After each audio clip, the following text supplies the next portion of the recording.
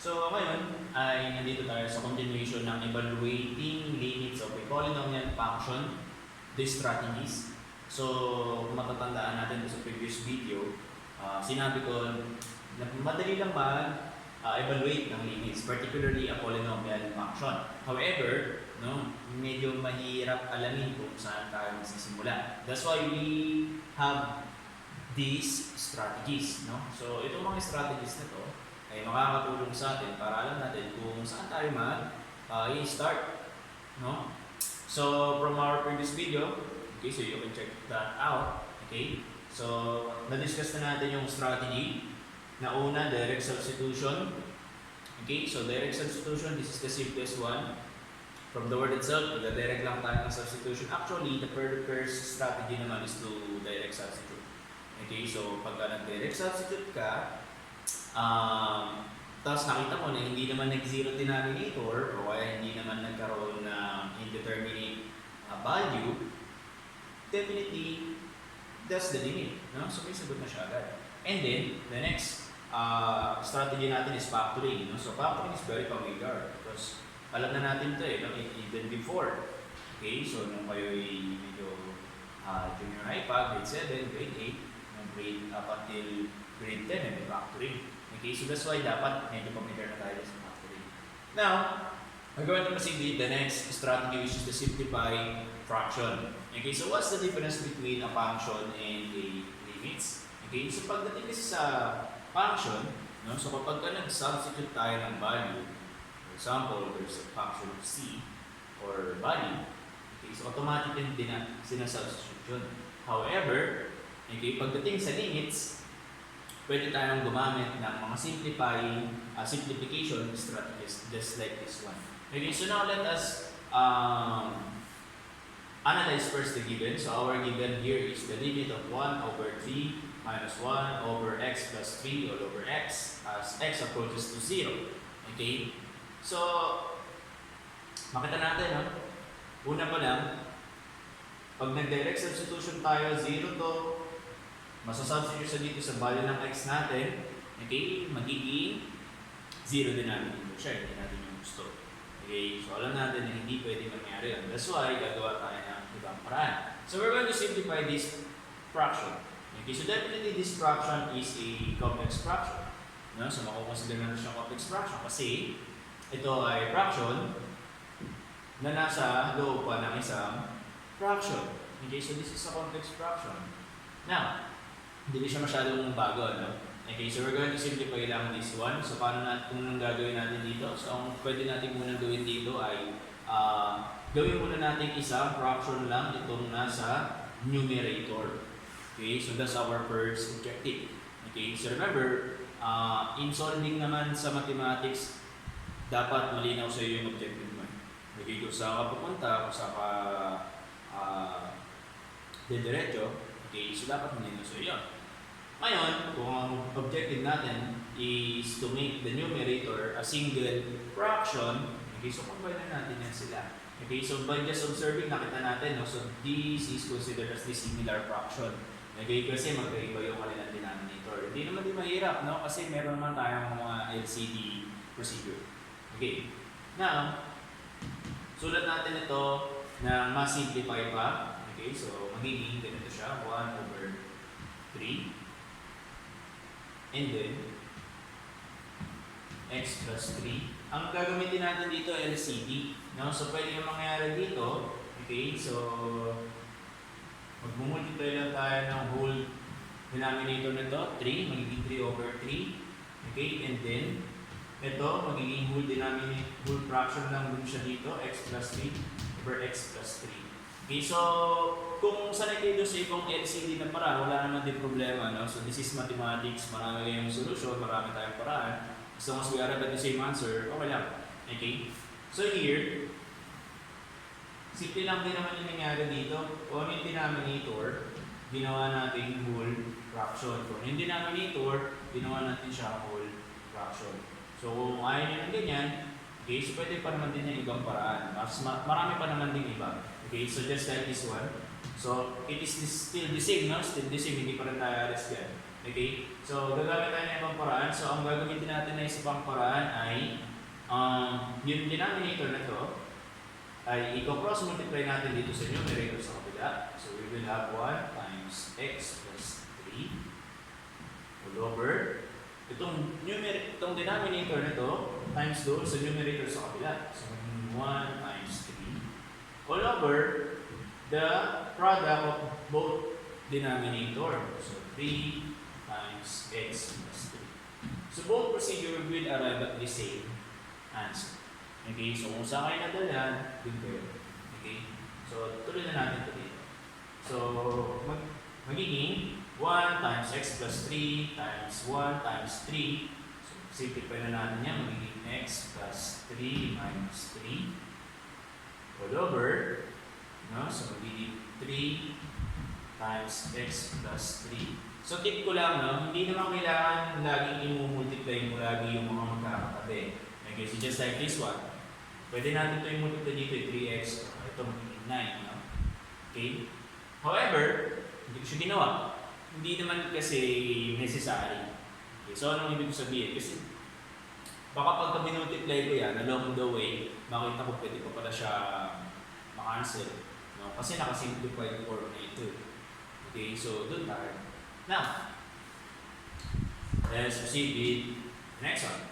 Okay, so ngayon simplify natin to 3 positive 3 minus 3. X na lang yung nasa numerator natin all over 3 times x plus 3. Ngayon, itong nasa denominator natin ng fraction ay pwede natin gawing reciprocal. Okay, so simplifying division of fraction. So kung ano yung nasa denominator ay reciprocal. And take note that our operation is changed to multiplication. So, ganun tayo nag-divide ng fraction. Okay? So, ganun tayo nag-divide ng fraction, no? Now, applying the rule of the multiplication of fraction, numerator to numerator, okay, so we will have here x. However, bago tayo mag-proceed doon, nakita natin, no? Pwede tayo mag-cancel itong dalawang variable x natin dito before we proceed. Bakit tayo nagka-cancel out? Para mas simplify. Kasi in the end naman, isi-simplify din naman natin siya. I-simplify na tayo, no? As early as now. Now, we will have these answers. So, 3 times x plus 3. Nakita niyo, hindi ko na siya sinimplify itong denominator. Which is okay naman din. No? Wala naman din kasi kaso. Kung gusto nyo i-distribute ito, wala na namang problema. Okay? So just always remember, no? Both 3 times quantity x plus 3 and 3x plus 9 is the same. So yun na naman importante doon. Now, let's have again the definition of the limit. Okay? So with this simplified version, 1, 3x plus 3 as x approaches to 0. Now, we can see, no, pwede na natin i-substitute yung 0, hindi na siya magpa-matter. Ang naging goal kasi natin dito, okay, nung na-cancel na yung variable x dito sa denominator, nung na-cancel na siya, ibig sabihin, hindi na siya magiging problema kung i-substitute natin yung value ng 0. Okay? Ngayon, kahit nasa denominator yung variable x natin, may plus 3 naman. No? So nakikita natin na less impact na yung kanyang value as 0. Okay, so remember that the goal here is not to have a 0 denominator. So most of the time, lagi naman ganun yung naki-encounter natin problem. Okay? Kaya, gagawa natin ang paraan. Next. So simplifying it further, so we will have here 1, 3, 0, 3, 1, 3, times 3. Okay, and then final answer is 1 over 9. So therefore, this is the limit of this function. Okay? So lumalabas na yung value ng function na to hanggat hindi siya nagiging itong limit nitong function na to hanggat hindi siya nagiging 1 over 9, pwede. No? Okay? So lahat ng values before 1 over 9 and after 1 over 9, as they close to that value, pwede. No? Except for 1 over 9. Okay, so kasi pag naging 1 over 9 yung sagot ka, no? So magiging hindi na siya acceptable. Okay, so in this case, no? Hindi na siya matatanggap. And now, dadako naman tayo sa pang-apat na strategy natin, which is the conjugate. Okay? Dito sa conjugate, makikita natin, this is our example, the limit of square root of x plus 1 minus 2 all over x minus 3 as x approaches to 3. Okay. So, makikita natin, hindi naman talaga pwedeng gamitin yung direct substitution dito. Kasi magiging zero denominator. Ngayon, papasok dito yung conjugation. Ano yung palatandaan natin na pwede magkaroon ng conjugation? Okay, so unang palatandaan natin na pwede magkaroon ng conjugation ay meron tayong radical symbol. So most of the time, useful sa calculus, no? Useful siya kapag may radical symbol. Okay? Nagko-conjugate tayo. And then, ano nangyayari sa conjugation? Ang gagawin natin sa conjugation ay iisip tayo ng pares nitong dalawa na terms na ito. Nanggaling ang konsepto ng conjugation sa sum and difference of two square. So, paano nangyari yun? Okay? So, segue muna tayo dito. So, ang gagawin natin dito, okay, so we all know that this is equal to A plus B times A minus B. Ang konsepto ng conjugation ay ganito.